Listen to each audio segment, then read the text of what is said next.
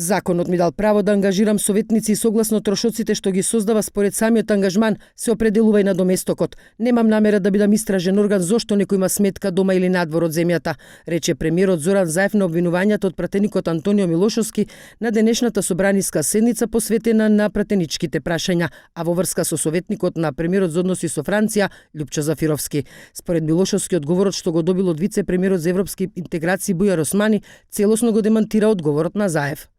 И се потврдува мојот сомнеж дека ова е квази советник, дека нема контакти Љупчо Зафировски со кабинетот на Макрон, дека е срамота да се ангажираат такви советници за владата на Република Македонија и дека е навреда вакви луѓе да се ангажираат навреда кон пријателска Франција. А она што вчера го почнаа пратениците на ВМРО ДПМН е денеска го продолжи Милошовски на дел од собраниската седница, мета беа и медиумите. Дали, можеби, допрел до него глас дека постои таков собственик на медиум со псевдоним Коки, кој што има телевизија, се занимава со рекетирање, со изнуда на пари, корупција и перење на пари. Има истрагата нека си ги утврди, сум кажал за кој сака нека се однесува, законот мора да важи еднакво за сите, а ако има аргументации и докази, секој треба да се одговара. Во меѓувреме основното јавно обвинителство информираше дека за случајот за кој говореше Милошовски не се води истрага, како што кажа премиерот Заев, туку се прибираат соодветни информации. На прашање на пратеничката Благица Ласовска дали надлежните знаат дека во градинка во Свети Николе се шири, како што рече таа, опасниот вирус Коксаки, министерката за труд и социјална политика Мила Царовска рече дека инспекторите постапуваат по пријавата и случајот ќе има соодветна завршница. Важно е да не се шири паника кај граѓаните. Коксаки вирусот се пренесува и токму затоа треба да постапат двете инспекции за да се спречи понатамошно ширење, инаку самиот вирус не е животозагрозувачки.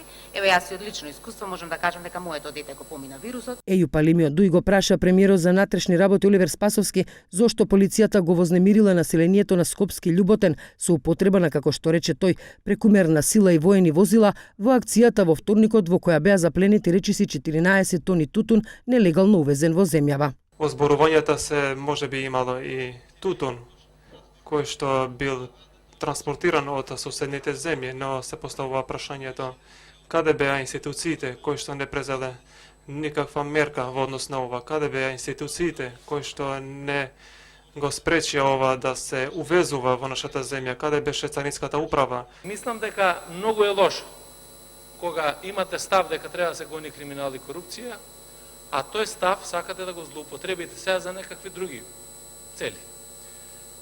И зошто го кажувам? Апсолутно не е цел на било каква акција граѓаните на Љуботен или на било кое друго населено место. Тој момент се извршени претреси на неколку локации. Пратеничките прашања се одржуваат секој последен четврток во месецот, но вчера беа одложени за денеска поради изборот на кандидатите за министри за реконструираната влада на Зоран Заев.